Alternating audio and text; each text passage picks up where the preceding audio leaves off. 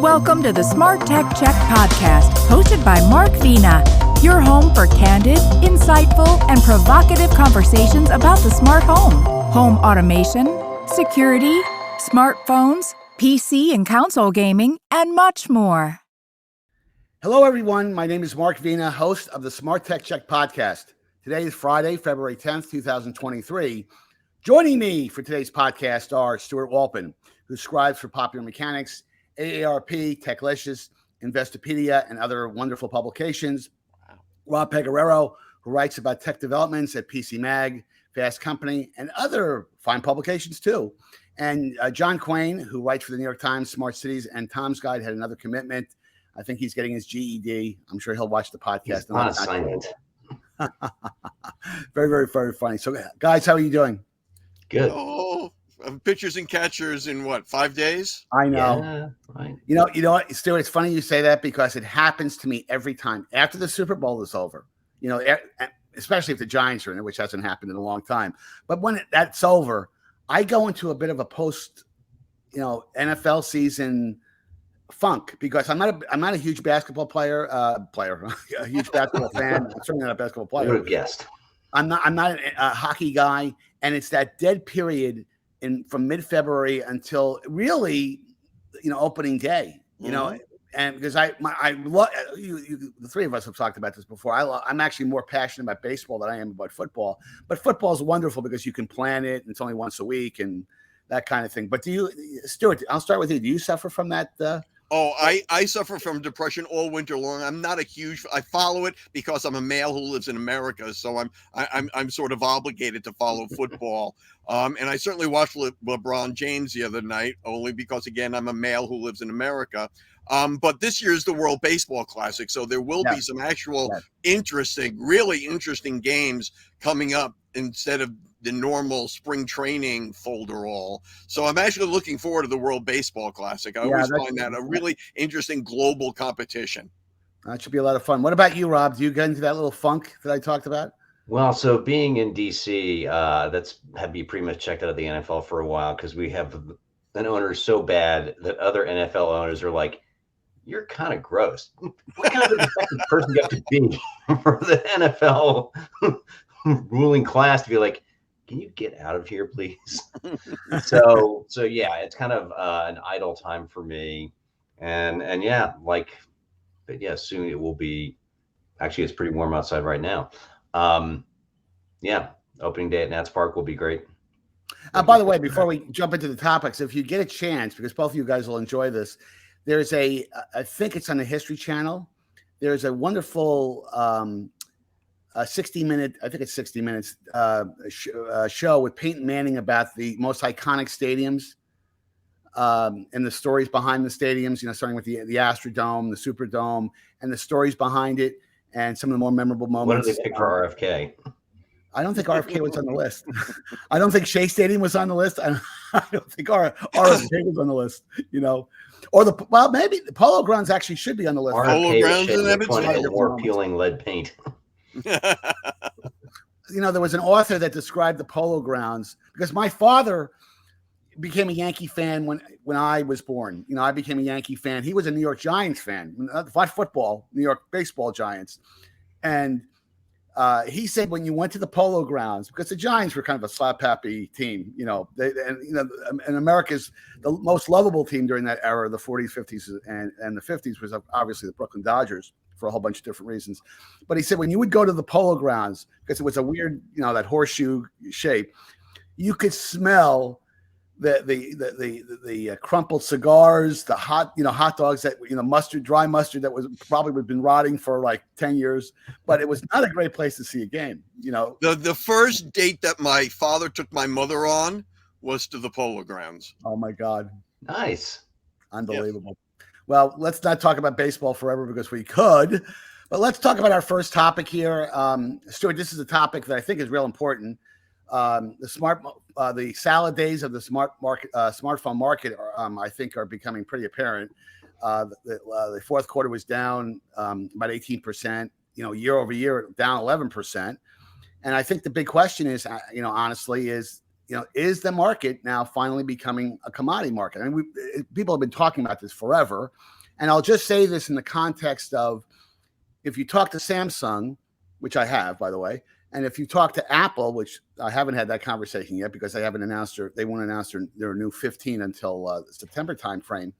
They don't believe it is. Now, of course, you would expect them to say that, but you look at Samsung and what they announced a couple of weeks ago with their new Galaxy phones.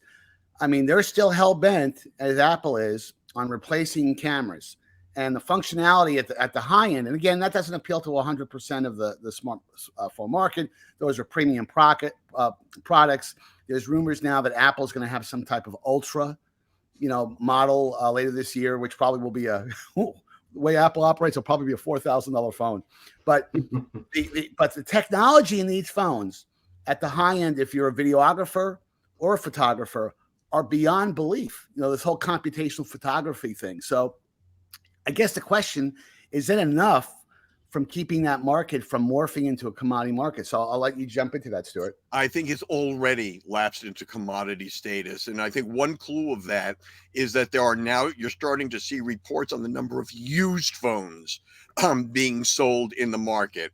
And they're talking about 500,000 used phones being sold worldwide in the next few years. So the fact that the used market has become a large measurable percentage of the market tells you that this is becoming a commodity market. The large number of budget phones, Motorola had probably the worst year of all the major vendors other than Apple, perhaps.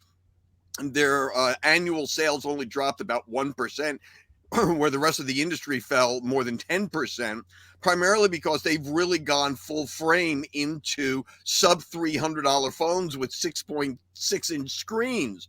So the fact that you're seeing this plethora of low price, big screen phones in the market, which is really how, judging books by its cover, that's how people look at phones. Samsung at the Galaxy event, they spent almost a half an hour just on the camera. Yes.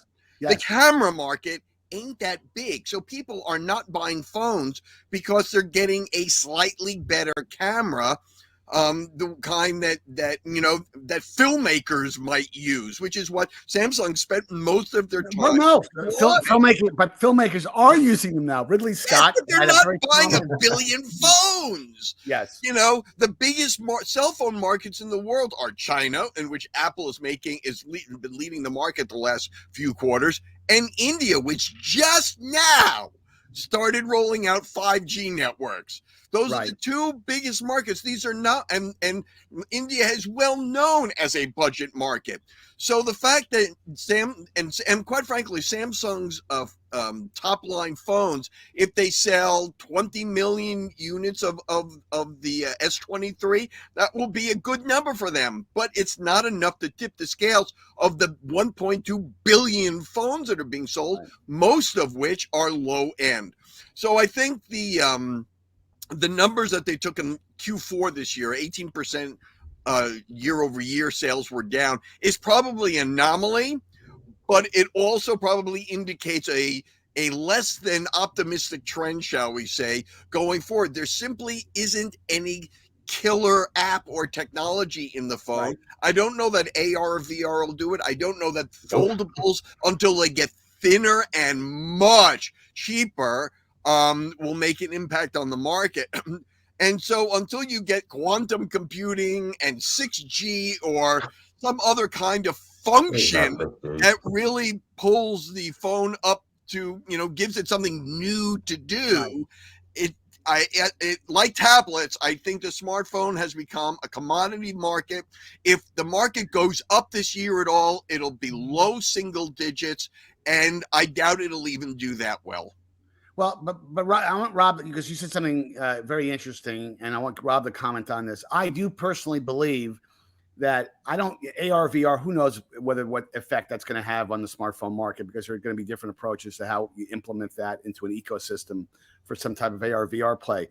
But the industrial design piece, and foldable phones, which, by the way, Samsung has jumped into that market. It has not been a huge deal for them, but give them credit for at least, well, they're a big market leader. They've sold about 80% of them. Most of the other foldables are all in China. They're not here really, except I got that. The question I have for Rob, though, is Apple, who, let's face it, Apple sets the bar. When Apple does something, it tends to legitimize the market. Others come in. Apple has waited now. I mean, foldable phones have been out there for a couple of years, so it's not like it's a new deal. Of course, when Apple does it, they'll announce it like it's a brand that they're bringing foldable technology to the market for the first time. But it will become more mature. From a technology standpoint, you won't see the crease, so it'll be a lot more minimal than the early versions of the Samsung phones that had that capability. I personally believe that could be a big deal. Because let's face it, from a usage model standpoint, which Apple will nail. I mean, they will have a couple usage models with a version of iOS that will complement this, that will allow you to enable something with a foldable design that Samsung really, Samsung has pitched some usage models within Android that you can do, which you're kind of finding interesting. But what do you think about that, Rob? Do you think Apple does have that momentum to really, turn that into a thing? I don't know. I mean, we're talking here about the quality of a foldable phone, but it's also the cost, what Stewart was talking about. Like Apple already has a cost problem, and they're doing fine in their upper end of the market. But when OnePlus just introduced their latest phone for like $699, and that's actually that used to be a high-end price. Now that's more mid to mid high end of the market. The issue is, I think this whole smartphone market is getting more like laptops in the sense that, as long as you're getting software updates and it hasn't broken, the odds of you breaking the device are higher. And so I think it still means a replacement cycle more frequent than with laptops. But all the more reason why Apple, it's okay for a technology gadget category to reach maturity. And, you don't need to be that guy who's online at the Apple store on new iPhone day every year. Right. And Android, by the way, has a lot of the vendors are now stretching out the security and OS updates capability. Finally. It used to be 2 or 3 years. Now it's going up to 3 to 4 years on a lot of models. So even the vendors are beginning to realize that people are holding onto their phones longer and are shying away from phones that won't let you update them for a longer period of time. Right. Yeah. And fundamentally, so I've been trying out the Pixel 7 phone. It's nice. The camera is definitely better than what's on my Pixel 5a. But it's not that much nicer that I would want to replace the phone I only bought in December of 2021 with this new $700, $800, depending what version I buy. No, that expense doesn't make sense to me at all. That's the challenge that both Apple and Samsung has, is that the phone capability is so good. Even if you back up, using Apple as an example, you go back to a 13 or a 12, it's still pretty damn good. And we talked about that when the 14 came out. Maybe you should look at the 13 or the 12. That could be the better deal. Yes. And by the way, if we go into a recession later this year, or even if we don't go into a recession, people are still concerned about putting food on the table. So going out and dropping $1,500 on a phone is a very considered purchase. It's the very definition of a considered purchase. So it's going to be interesting.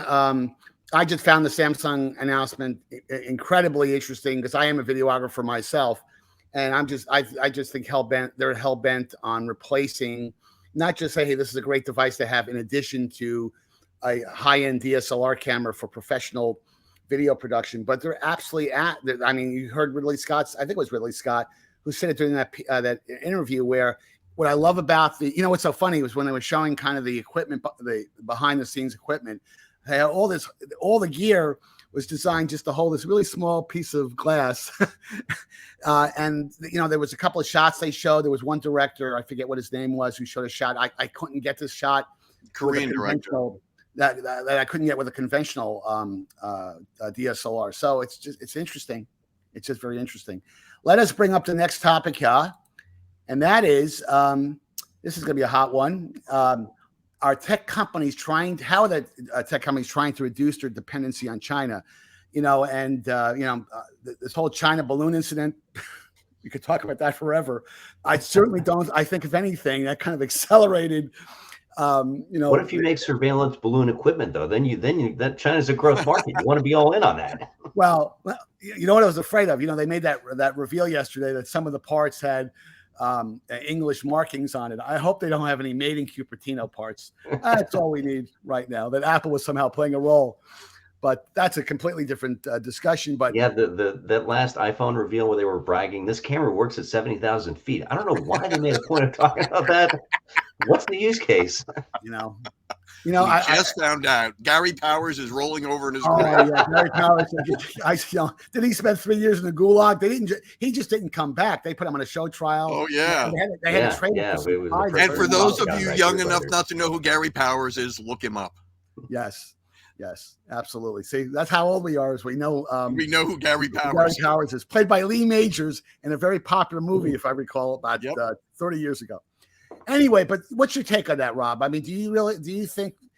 I think it's got to be like a strategic imperative for companies. I mean, Apple is the most exposed because for years they've had the problem. Where else are you going to build iPhones in that quantity? Well, they're now having them built in India, which makes sense anyways, because as we said, that is a growth market. 5G is getting turned on. It's a rapidly growing economy. That's where the money is. They're right to go that way. And the other half of it, of course, is, the US has gone so heavily into industrial policy. Instead of saying the market will figure it out. Well, it will in the long term. Short term, lots of people might have their jobs go poof. So that's encouraging a lot of capital to move in different places than it might have moved if people were just thinking, what's great for the next quarter? Mm-hmm. So, yeah, it's going to be really interesting to see all the factories to build like chips, batteries for EVs going up around the US. That was a big theme at CES. Everyone's like, here's our giant battery factory. Here's ours. So, yeah, and the Chinese government, it's really interesting the way that. It's okay. I'm not thinking, let's send a bunch of gigantic balloons that people could see on the ground. No one will notice them. People won't bother looking up because they'll be looking at their phones. Right. Yeah, that's why we have TikTok.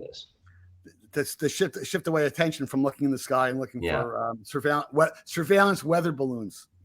Yes. But you know what the interesting thing is, Stewart, is that supply chains, it's easy to say that, type it up in an article or talk about it with somebody. As someone who worked at a number of very large tech companies, putting a supply chain place and a supply plan capability in place, especially when you're building smartphones or PCs or other devices where there's a lot of subassembly suppliers and it's very intricate. It takes years to do that. People talk about how long it takes to build a fab. For those people who are not in the tech space, you don't build a fab overnight. It takes 2 to 3 years, and the same could be said about supply chains. You just don't wake up in the morning. Tim Cook doesn't make a call and says, okay, we're going to start building phones in India, because you got to transition. You can't do it. It's not a light switch. You just can't flip it over. There's all kinds of issues associated with that. And then you add on top of that is that I think what's freaking out the tech companies and Washington is that if a China invasion of Taiwan does happen, it's not going to be a Putin-style invasion of Ukraine. Meaning, right now, Sherman is William Tecumseh Sherman is probably tipping his hat to Putin because he doesn't mind burning Ukraine into the ground. I mean, he has absolutely no respect for human life and buildings and infrastructure. You won't see China do that because I think China, they want those factories intact. They want the technology that's in those factories. So it's not an apples to apples comparison. So what are your thoughts? Well, it's funny that the worst thing to happen, at least to Apple, is that the local laws in India, Modi put the law in that if you're going to sell products in our country, you have to make them in our country. And this posed quite the challenge to almost every company. But as it turns out with what happened in China over the COVID period, and now with all the geopolitical stuff that's going on between China and Taiwan and the weather balloons, is that Apple and many other companies have already begun the process of transferring manufacturing to India. Apple, I think, is projected to export 27% of the phones they make by like 2025 from India, because they've already been building this up for the last 4 or 5 years already. You would think normally it's a 7 to 10 year process to really transfer that full supply chain. But Apple has got a running start because India essentially forced them to, the way that it forced Xiaomi, who's having all sorts of problems in India, and almost every other tech supplier, tech company who wants to do business in India. So India is already beginning. Westron, Foxconn already have huge facilities built and operating. The other place that you're seeing is Vietnam. Again, Vietnam was very aggressive in going after these companies. Again, even before the whole Chinese, most iPads, for instance, are made in Vietnam, and a lot of Samsung phones are made in Vietnam. So the process actually started for all of these companies several years before the COVID thing hit. Now that simply has accelerated, and so it will take, I won't say much less time, but it is a narrower window than it would have been if those companies suddenly woke up yesterday and said, we got to do something about this. Right. They're better positioned now than they would have been if Modi hadn't forced them to build stuff in India. Right. Well, I think right now, and Rob, you can close us on this topic. I just think right now that given that, as silly as this, and by the way, I don't believe the balloon incident was silly. I mean, it's silly that it's a balloon, but at the end of the day, I mean, I don't think it was a good thing, and it's been politicized, which also doesn't make it a good thing. But my fear is that, as kind of the Biden administration tries to work through this and for, I think, some good reasons, trying to salvage the relationship with China. I mean, they have, the Republicans want him to be tougher. He's trying to salvage it. There's even as a Republican, there is something good about trying to, at least hold out the olive branch. Although I think it's becoming more and more impossible to do that. I think there's a window here.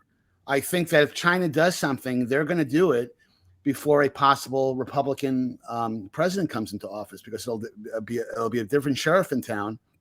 And what that means, if you're a CEO of these large tech companies, you gotta get your updated supply chain component into place very, very quickly. And as I said before, it does take years. It's not a light switch. So, Rob, TSMC, which is the world's largest chip maker, has already built one facility in Arizona and is already building the second one. So again, a lot of these companies are already preparing for a China-threatened future.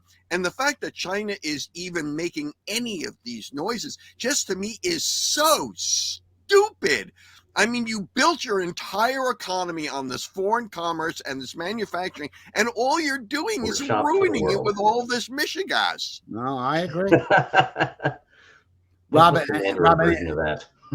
closing comments? Yeah, I mean, long term. So two things: the chip shortage that started 2020. So we've had 3 years where companies have realized we have a problem, and we can't just expect that things will pop back to where they were. And in the longer term, China is not going to be the most populous country in the world for long. They have a demographic problem. The one child per family policy was not good in many ways, but also just bad as a way to have your economy sort of be sustaining. So yeah, that's the way the world's tilting, and everyone has got to sort of catch up.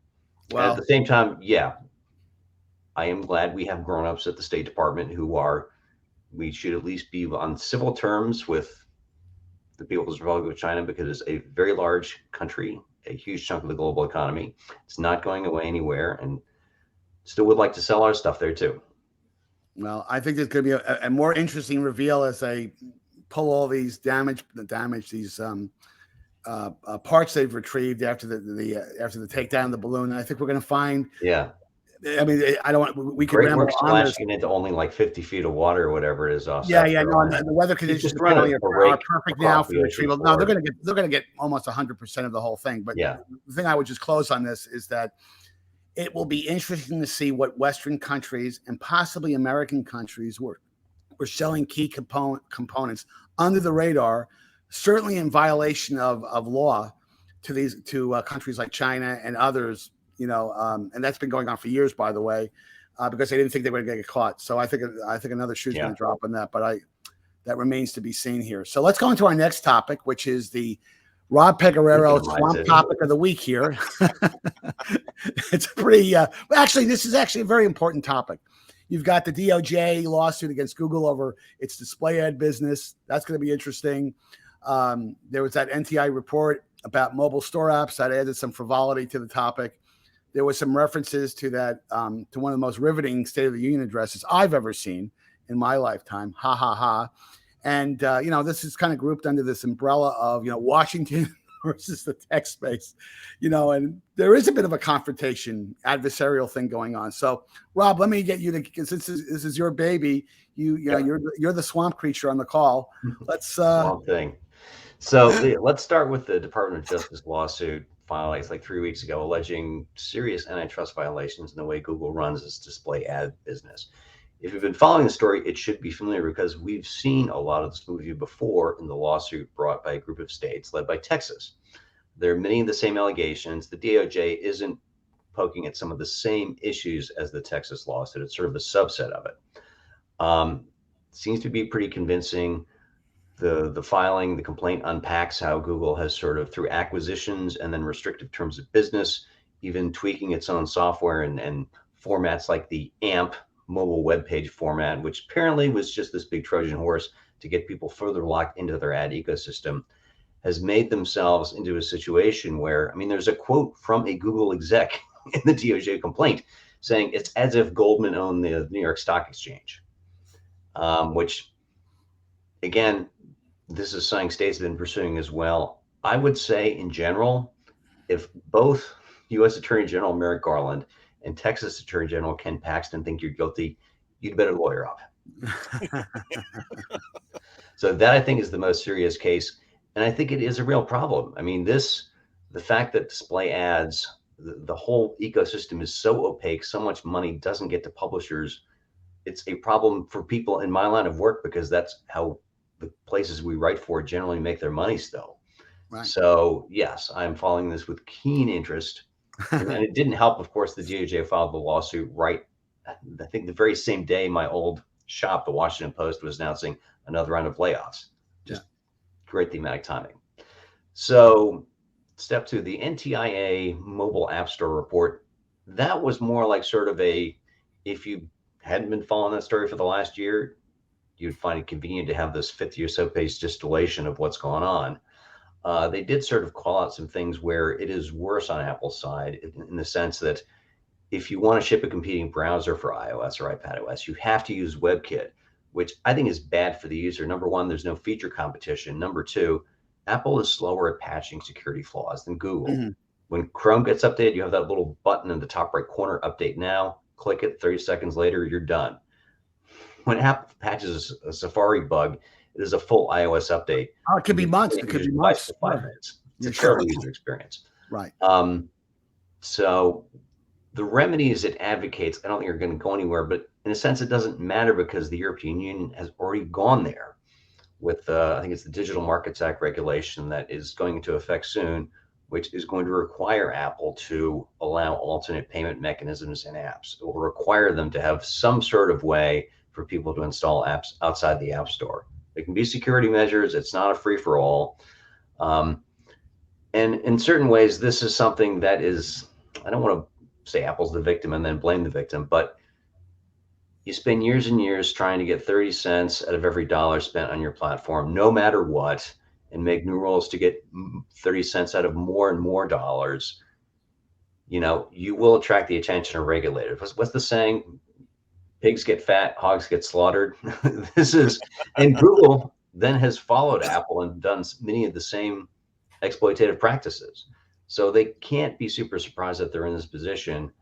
And in a sense, even if the U.S. does nothing about it, there were a couple of measures in the last session of Congress that would have mandated competing app stores, different payment mechanisms.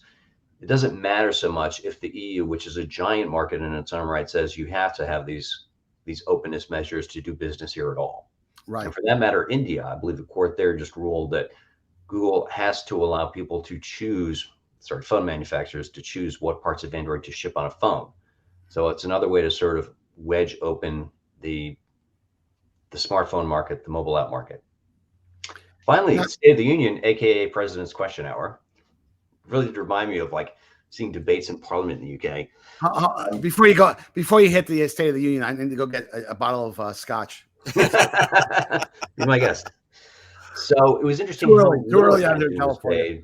To tech policy, like there was no mention at all of Section 230 of the Communications Decency Act, which frankly I think is good, because the more you try to find some way to reform it to impose some sort of liability, how do you do it without disadvantaging every other platform?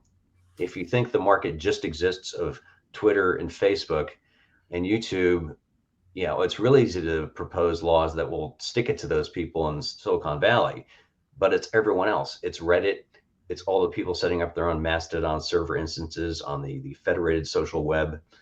Anything you do is going to affect those people, and they don't have the budget for lawyers that the people at Google and Twitter, well, actually Twitter doesn't have money for lawyers anymore, since apparently they're not getting paid either.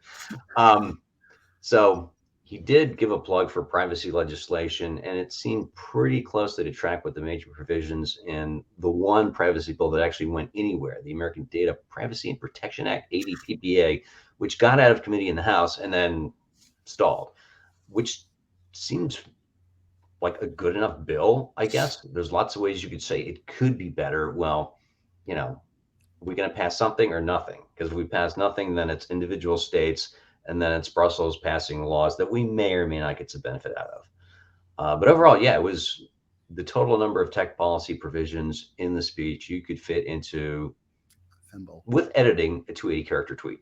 Yes. Yeah, there was something about tech giants should not be able to, glean information from people on their platform to compete with them. Basically a jab at Amazon for doing, Allbirds knockoffs after seeing how many people buy those shoes. Right. But Stewart, I think that was a very erudite description of all that, of that whole Washington versus tech topic that I think is really incredibly important. But Stewart, and I know you're going to jump all over this in a good way, isn't part of the problem here is that every time Washington gets involved with something, whether it's a DOJ lawsuit or whether it's, ruminations on how do we fix Section 230 without screwing everything up, at a high level, isn't the part of the problem is that the politicians on both sides of the aisle generally lack any type of robust technology experience. Now, there are some people in Congress that come from tech companies, and they do have a tech orientation, but it just floors me sometimes that they just, when you see some of those hearings that happened a few years ago with Zuckerberg, they're asking idiotic questions. Senator, we sell ads. I didn't know that. Ed Stevens, a series. But isn't that part of the problem, though, Stuart? Isn't that part of the problem? Well, I think the problem is actually even bigger than that. And I think the problem is twofold. One, the myriad issues that the legislature is being asked to tackle is insanity itself. It's the favoritism, it's the data collection, it's the app stores, it's Section 230. There are so many issues, and each one of them with their own odd particular pros and cons to trying to fix it and potentially making the problem worse. The second problem is that this is not just a U.S. issue.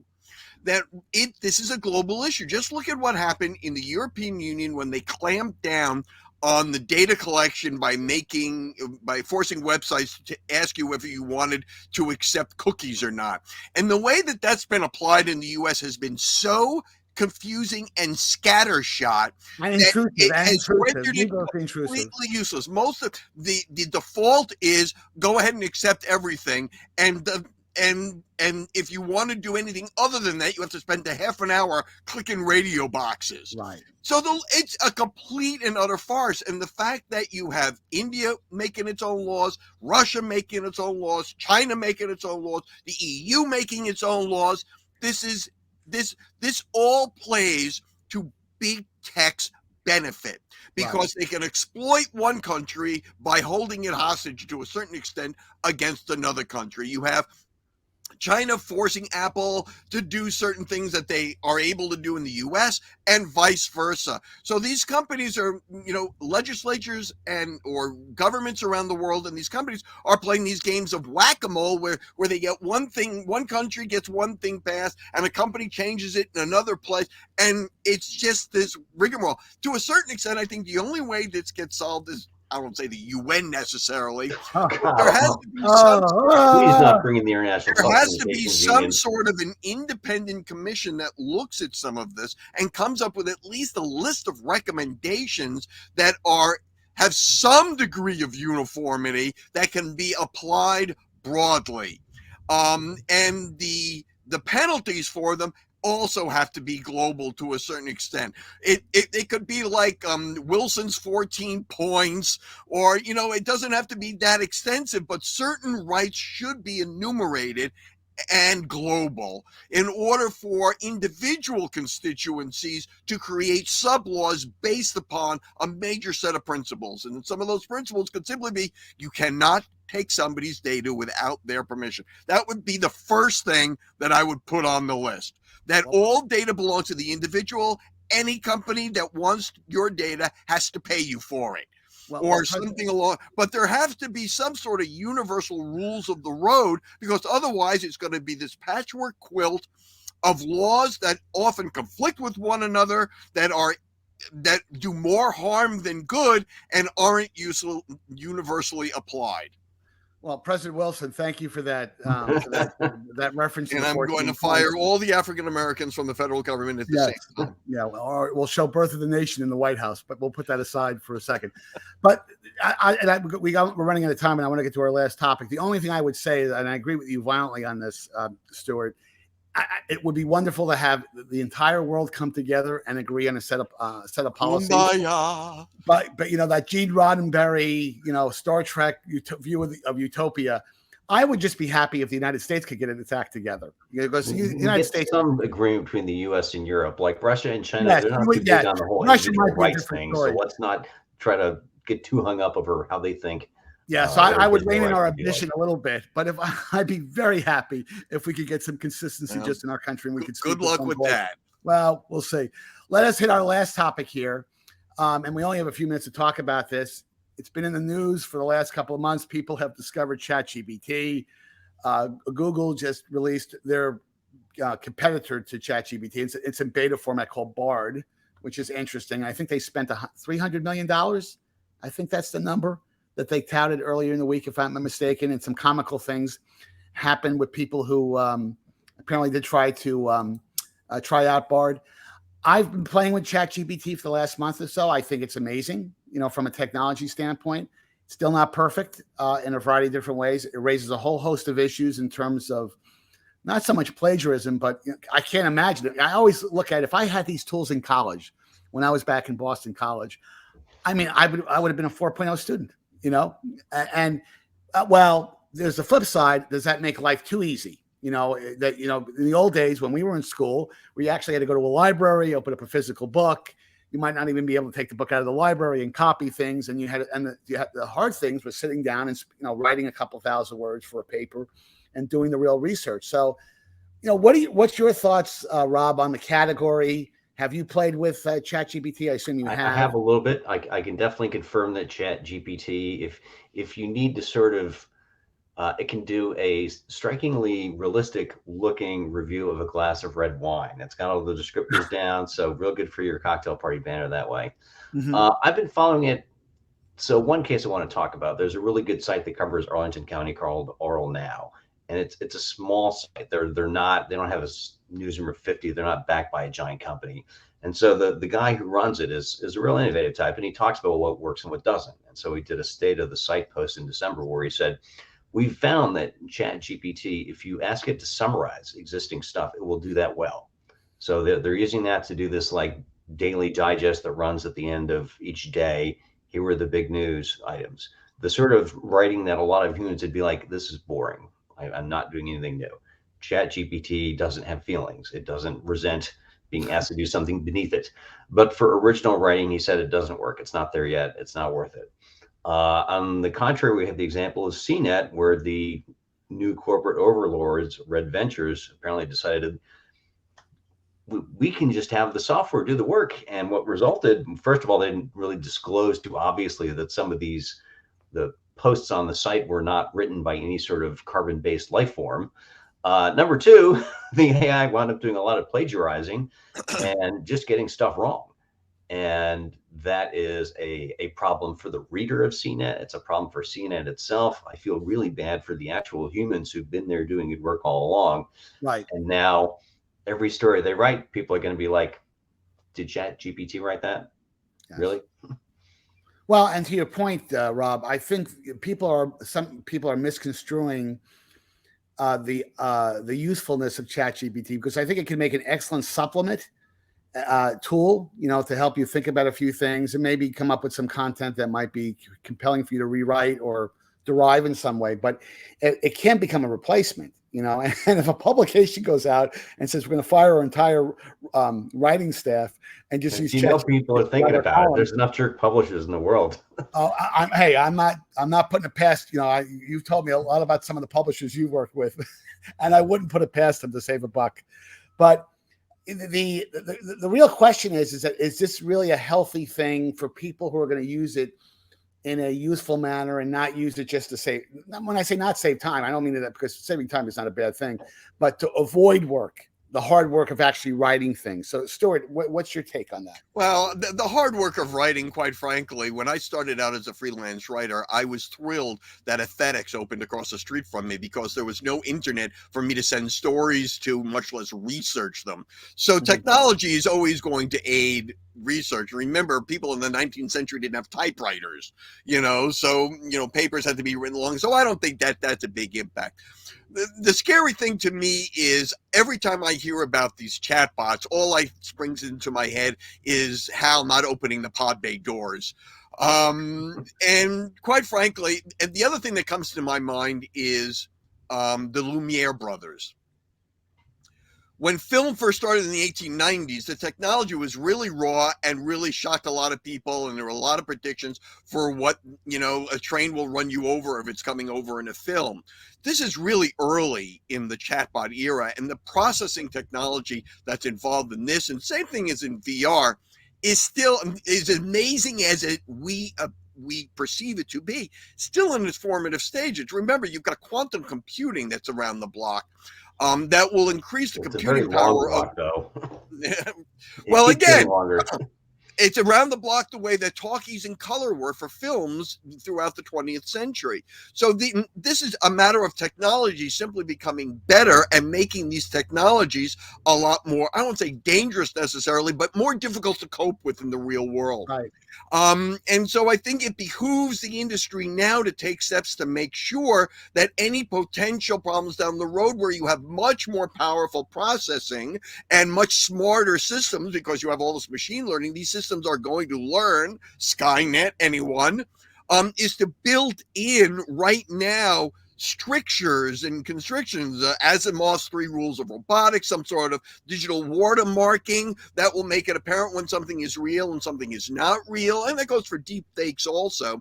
So I think these systems, talking about all the legislating that needs to be done or regulation of technology, I think that now is the time to build in those guardrails to these fake or artificial AI technologies in order for them to not become even bigger problems when they potentially get much too powerful to actually handle. Right.